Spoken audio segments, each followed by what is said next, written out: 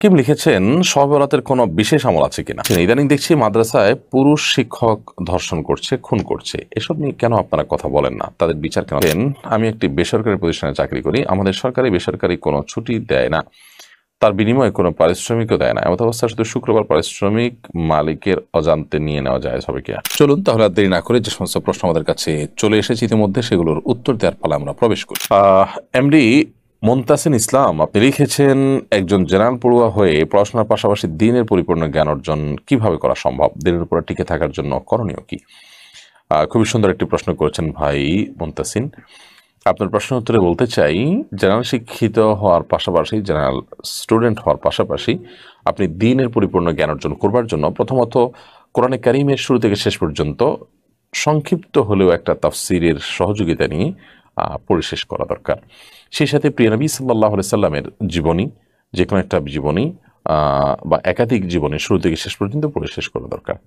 তৃতীয়ত, নবী সাল্লাল্লাহু আলাইহি সাল্লাম হাদিসের একটি গ্রন্থ আপনার কাছে থাকা দরকার। সেটা নির্বাচিত হাদিস গ্রন্থ থাকতে পারে, রিয়াজুস সালিহিন হতে পারে, অন্য আরো ফয়জুল কালাম একটা হাদিস সংকলন আছে, অত্যন্ত চমৎকার এবং গুরুত্বপূর্ণ। বাংলাদেশের একজন লেখক মুফতি ফয়জুল্লাহ রহমতুল্লাহ এটি সংকলন করেছেন। এছাড়া আব্দুল্লাহ জাহাঙ্গীর রহমতুল্লাহ বইগুলো ইসলামিক জ্ঞান অর্জনের জন্য অত্যন্ত উপকারী, সেগুলো আপনার কাছে থাকতে পারে। সেই সাথে ওলামা ইকরামের সান্নিধ্য, সংস্রব, তাদের কোনো মজলিস, হালাকা, সেগুলোতে আপনার নিয়মিত আসা যাওয়া করা উচিত। এবং দিনী সোসাইটি যারা পরিপূর্ণভাবে হারাম হালাল মেনটেন করেন, আল্লাহর ভয় তাদের মধ্যে আছে, ইসলামের যে নির্দেশগুলো আছে সেগুলোর প্র্যাকটিস তাদের মধ্যে আছে, এরকম মানুষদের সান্নিধ্যে খুব বেশি থাকা দরকার। ইনশাআল্লাহ দিনের মাধ্যমে দিনের জ্ঞান অর্জন করা, দিনের উপর টিকে থাকাটা সহজ হবে। এরপরে শিহাব খান আপনি লিখেছেন, আগে নামাজে অন্যরকম মজা পেতাম, কিন্তু ইদানিং নামাজে তেমন কোনো আগ্রহ দেখছি না, কোনো কারণ ছাড়াই নামাজ কাজা করে ফেলি, অন্যান্য আমলেও আগের মতো শান্তি পাই না, করণীয় কি? ভাই শিহাব খান, দেখুন, প্রথম কথা হলো যে নামাজে যে মজা আমরা পাচ্ছি না, এর অন্যতম একটা কারণ হলো যে আমরা আমরা নানা রকমের গুনাহে লিপ্ত। এর একটি হলো যে হারাম উপার্জন, হারাম উপার্জনের ফলে মানুষের কিন্তু ইবাদতের স্বাদ নষ্ট হয়ে যায়, ইবাদতের তৃপ্তি মানুষ হারিয়ে ফেলে। আরেকটা হলো চোখের গুনাহ, চোখের জেনা, চোখ দিয়ে অপাত্রে দৃষ্টিপাত করা, হারাম জিনিস দেখা, এগুলো ইবাদতের স্বাদকে মানুষের নষ্ট করে দেয়। এই জন্য এই বিষয়গুলো থেকে যদি আপনি বেঁচে থাকতে পারেন, ইনশাআল্লাহ বিধানে ইবাদতের তৃপ্তি এবং স্বাদ পাওয়াটা তুলনামূলক সহজ হবে। এবং সেই সাথে নামাজের মধ্যে বিশেষ করে আমরা যা পড়ি, সেটা সূরা হোক, দোয়া হোক, তাসবিহ হোক, সেগুলোর অর্থ আমাদের বোঝা দরকার, এবং বুঝতে পারলে আমরা সেগুলো মাথায় আনতে পারবো এবং সেগুলোর কথা চিন্তা করতে পারবো এবং ইবাদতটাকে আমরা এনজয় করতে পারবো ইনশাআল্লাহ তাআলা। সাজিদুল ইসলাম শোভন, এই আইডি থেকে আপনি লিখেছেন যে সকল ইসলামী গজলে বাদ্যযন্ত্র ব্যবহার করা সেগুলো শোনা জায়েজ হবে কিনা? অবশ্যই না। যেই সমস্ত গজলে বাদ্যযন্ত্রের ব্যবহার হয়ে থাকে সেগুলো শোনা অবশ্যই হালাল হবে না, কারণ বাদ্যযন্ত্র, এটার ব্যবহার ইসলাম হারাম করেছে। বা বাদ্যযন্ত্র দ্বারা যে ধরনের উন্মাদনা তৈরি হয়, সে ধরনের উন্মাদনা যদি আপনার মুখে কোনো প্রাকৃতিক আওয়াজ থেকেও সৃষ্টি করা হয়, সেটাও ইসলাম হারাম করেছে, সেটাও হারাম। যেহেতু হারাম, অতএব ব্যাকগ্রাউন্ডে হারাম মিউজিক থাকলে, আপনার গানের কথা যদি ভালো কথাও হয়, ইসলামের কথাও হয়, তারপরেও সেটা কিন্তু শোনা জায়েজ নাই, বিধায় এগুলো থেকে আমাদের বেঁচে থাকতে হবে, দাবি করেন না। বোন, আপনার প্রশ্ন উত্তর আমরা বলতে চাই, এ বিষয়ে যখনই আমাদের সামনে আসে আমরা কথা বলার চেষ্টা করি। আপনি আমাদের সম্পর্কে একটু ঘাটাঘাটি করলে বা আমাদের পেজে যদি একটু পেছনের দিকে যেতে থাকেন বা সার্চ দিতে থাকেন, ইনশাআল্লাহ বিদিনিল্লাহ এই বিষয়ে আপনি অনেক কিছু পেয়ে যাবেন। অন্যায়কে সবসময় আমরা অন্যায় বলার চেষ্টা করি, আলহামদুলিল্লাহ, কিন্তু বাস্তবতা হলো যে মাদ্রাসা শিক্ষকদের সবাই যে ফেরেশতা তা না, এটা যেমন সত্য, ঠিক তেমনিভাবে মাদ্রাসা শিক্ষার্থীদের এবং শিক্ষকদের মধ্যে যে অনাচার, অনৈতিকতা এবং মন্দকর্ম, এগুলোকে যদি আমাদের সমাজের স্বাভাবিক যে চিত্র আছে এটার সাথে আমরা তুলনা করি, কম্পেয়ার করি, তাহলে সেখানে অনেক কম দেখতে পাবো, যার কারণে যেটা ঘটে কম, সেটা আলোচনা কম হয়, এটা স্বাভাবিক। কিন্তু অন্যায়কে আমরা অবশ্যই অন্যায় বলি, বরং আমরা তো বলি যে মাদ্রাসা শিক্ষকরা যদি এমন কোনো অন্যায় লিপ্ত হয় যে অন্যায়ের পরে ইসলাম চরম শাস্তির কথা বলেছে, তাহলে ইসলামী বিধির আলোকে তাদের উপরে শাস্তি কার্যকর করা হোক, তারা সে শাস্তিটিকে মাথা পেতে নিবে, তারা সেটাকে স্বীকার করে, বিশ্বাস করে, অতএব সেটাকে অবিচার হবে বলে আমরা মনে করি না। অ্যাটলিস্ট ইসলামী বিচার এবং দণ্ডবিধি এটা কার্যকর করার ব্যাপারে আমরা বলেছি যে অন্তত যারা ইসলামকে প্র্যাকটিস করে তাদের উপরে এটা কার্যকর করা হোক। অতএব এ বিষয়ে আমরা কথা বলছি না তা কিন্তু না, কথা অনবরত বলছি। অন্যায় অনাচার যেখানেই হোক সেটা বন্ধ হতে হবে। আরেকটি জিনিস আমাদের মাথায় থাকা উচিত, পুরো এনভায়রনমেন্ট, পুরো পরিবেশটা যদি আমরা নষ্ট করে ফেলি, সেটা যদি ব্যভিচার, ধর্ষণ, সহায়ক হয়, তাহলে সেক্ষেত্রে আপনি বলেন, মাদ্রাসার ছাত্র বলেন, জেনারেল পড়ুয়া বলেন, আমি বলি, অন্য কেউ বলেন, আমরা কেউ কিন্তু মুক্ত থাকতে পারবো না। অর্থাৎ পুরো পরিবেশটা যখন নষ্ট হবে, তার দুর্গন্ধের আঁচ, তার আগুনের আঁচ আমাদের সবার গায়ে কম বেশি লাগবে। বিধায় মূল জায়গাটা ফোকাস করা উচিত। এখানে ব্লেমের ব্যাপার না যে স্কুল করছে না, মাদ্রাসা করছে, আলেম করছে না, সাধারণ শিক্ষিত করছে, ব্লেমের ব্যাপার না। ব্যাপারটা হলো যে আমরা যদি সমাজটাকে নষ্ট করে ফেলি, তাহলে সেই নষ্টের কুপ্রভাব আমাদের উপরে পড়বে। ফুয়াদ মাহমুদ, আপনি লিখেছেন রাসূলুল্লাহ সাল্লাল্লাহু আলাইহি ওয়াসাল্লামের মেরাজ কি স্বপ্নযোগে হয়েছিল নাকি সশরীরে হয়েছিল? কোরআন সুন্নাহর আলোকে জানতে চাই। ভাই ফুয়াদ মাহমুদ, নবী করিম সাল্লাল্লাহু আলাইহি ওয়াসাল্লামের মেরাজ স্বপ্নে হয়েছে নাকি রূহ এবং আত্মার জগতে বা আত্মিকভাবে হয়েছে নাকি সশরীরে হয়েছে? এ বিষয়ে ঠিক এরকমই, অর্থাৎ তিনটি মতই পাওয়া যায়।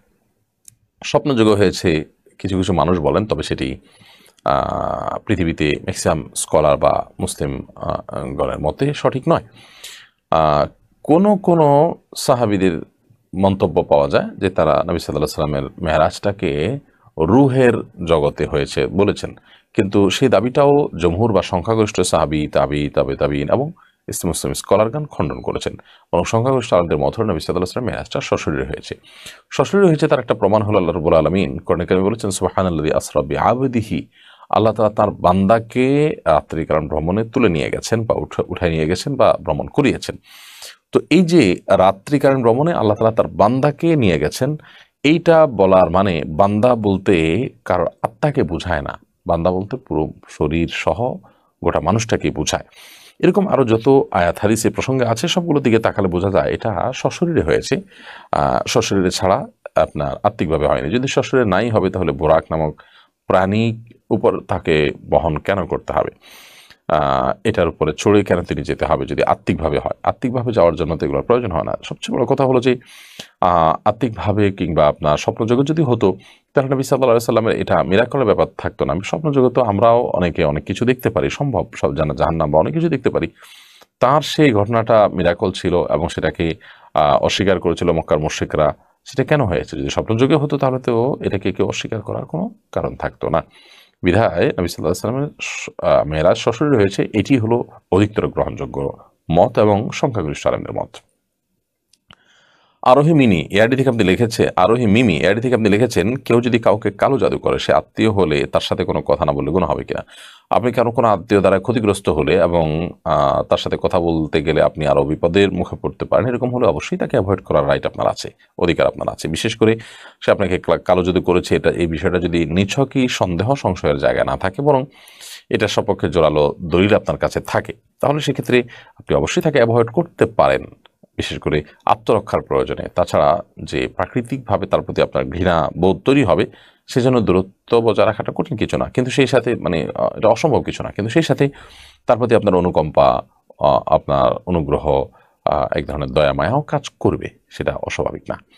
কারণ তিনি দিন শেষে আপনার আত্মীয়, তিনি ভুল পথে আছেন, আপনার এই জায়গা থেকে অনুকম্পা কাজ করা উচিত। বাট তার থেকে আপনি দূরে থাকলেন, কথাবার্তা বললেন না, অ্যাভয়েড করলেন, বিশেষ করে তাকে বার্তা দেওয়ার জন্য, এটা তো ডেফিনেটলি আপনি করতে পারেন। এমনি রনি শরীফ লিখেছে, তার বিনিময়ে কোনো পারিশ্রমিকও দেয় না, এমত অবস্থায় শুধু শুক্রবার পারিশ্রমিক মালিকের অজান্তে নিয়ে নেওয়া যায় হবে কিনা?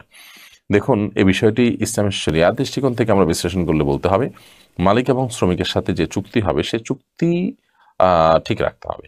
সপ্তাহে কোনোদিন ছুটি দিবে কি দিবে না, এটা আপনার চুক্তিতে চূড়ান্ত করতে হবে। চুক্তিতে যদি কোনো ছুটি না দেওয়ার সিদ্ধান্ত হয়, তো সেটা আপনি মানতে বাধ্য। আমরা নিজেরা কোনো একটা দিবসকে ছুটির দিবস হিসেবে ঠিক করে নিয়ে সেটা সবাইকে মানতে বাধ্য করব বা আপনার শতভাগ সব জায়গায় ইমপ্লিমেন্ট করবো, এটা নট নেসেসারি, ইসলাম সেটাকে বলে না।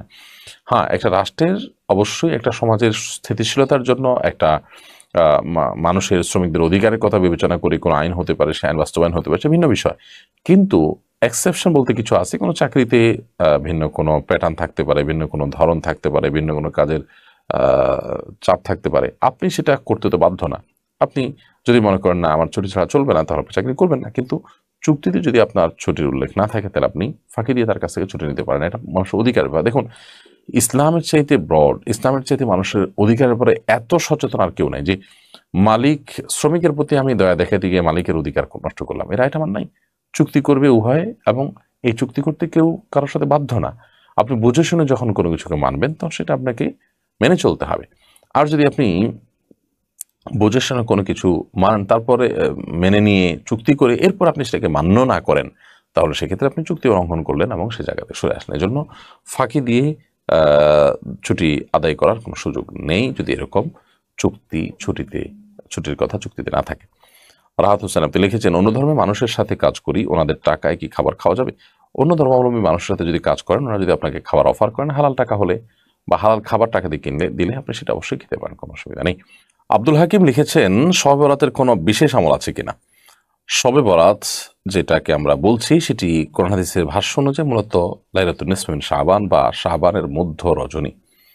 এই শাবানের মধ্য রজনীতে আহ কোরআন এবং হাদিসের আলোকে বিশেষ কোনো করণীয় বর্ণিত হয়নি, বরং আল্লাহ রাব্বুল আলামিন এই রাতে হিংসুক এবং মুশরিক ছাড়া অন্য মানুষদেরকে ক্ষমা করেন, এমন বিভিন্ন হাদিস বর্ণিত হয়েছে। সে আলোকে একজন মানুষ নিজেকে হিংসা থেকে মুক্ত করার চেষ্টা করবেন, আল্লাহর ক্ষমার উপযোগী করার চেষ্টা করবেন। বাকি একেবারে পার্টিকুলার কোনো আমল, সুনির্দিষ্ট কোনো আমলের কথা আলাদা করে বলা হয়নি।